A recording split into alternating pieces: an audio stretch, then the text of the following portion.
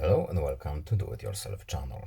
Today I will show you where to find the option and how to turn on showing status and navigations bar while we are taking a screenshot or while we are recording a screen.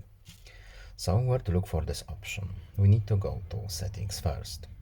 Then we are looking for advanced features, and here in screenshots and screen recordings at the top we have show toolbar after hide status and navigations bars. This option is a simple switch on or off. There is nothing more to show here, no other options.